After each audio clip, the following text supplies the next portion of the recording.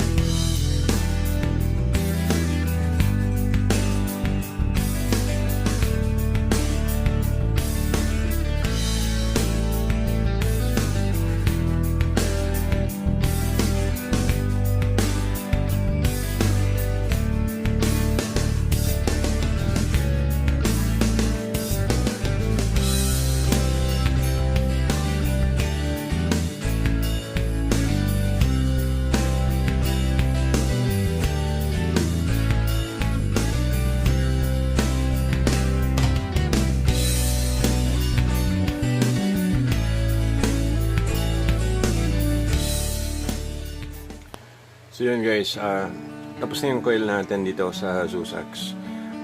Sabi ng marami, kahit daw mag-touch yung mga paa or dulo nung mga coil dito, hindi naman daw nagsushort. Pero kahit pa paano, trinay ko siyang ikat kahit maliit lang. Buti nagkasya yung cutter natin. Hindi kasi tayo sigurado eh. Para lang safe and para lang sure na talagang walang short na mangyayari. Okay? So, pabagahin na natin siya. Tignan natin kung maganda yung coil. Pero, yan kasi, hiwa-hiwalay pa yan eh. Ayan o. Pagdidikitin pa natin yan gamit yung tool natin. Which is this one. Okay?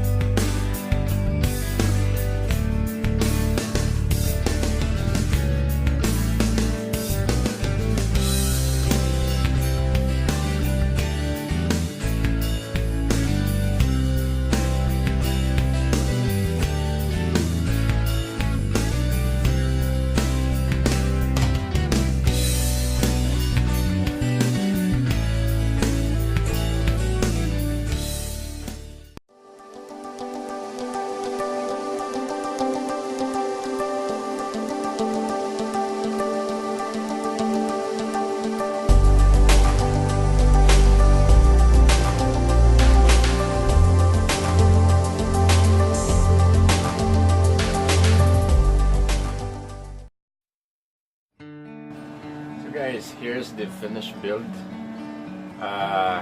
Reading niya 0.17 ohms. I'm vaping it at 60 watts lang. Malulopad na. Pero okay na okay siya. Try natin.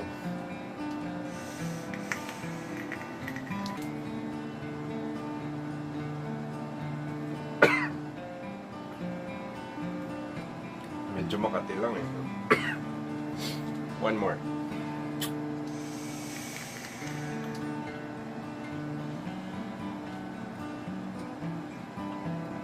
Not bad, not bad.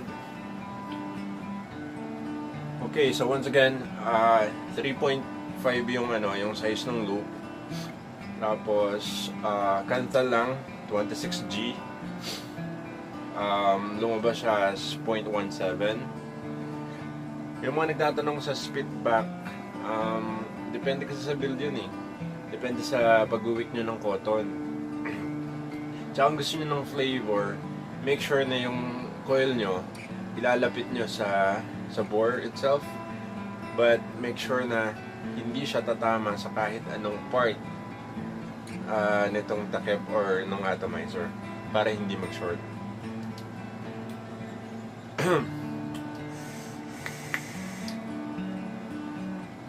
And regarding sa comparison about Zeus X and the Kylin, I'm really sorry kasi hindi ko na magagamit yung Kylin eh. I don't know, pero every time na magbibuild ako doon, laging lasang sunog. Maybe because of the material na gamit ng 1:1. Hindi kasi original yun eh. Pansin ko rin kinakalawang yung parts niya. Let me show you guys. So as you can see, ito yung Kylin eh. Binuild ko siya kanina, pero hindi ko na tinuloy. Alam niyo kung bakit?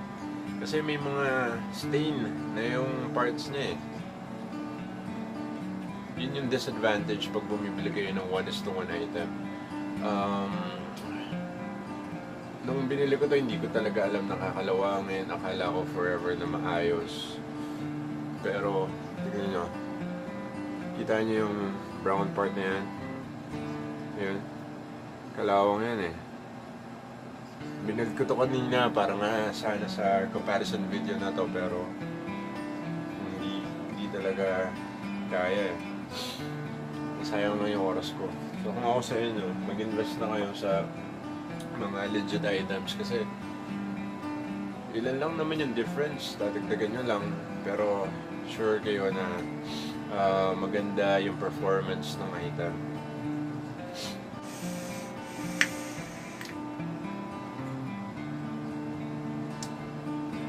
So ayan, saktong-sakto lang yung build, hindi naman ako cloud chaser.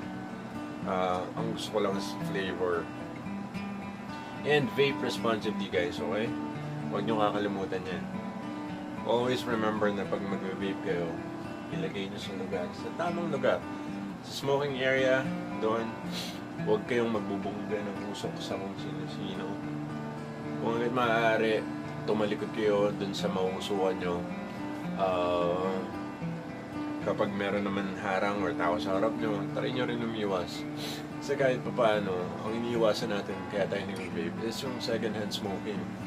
Tumigil na tayo sa smoking, dapat maging healthy tayo. And in a way na nag-vape tayo responsibly.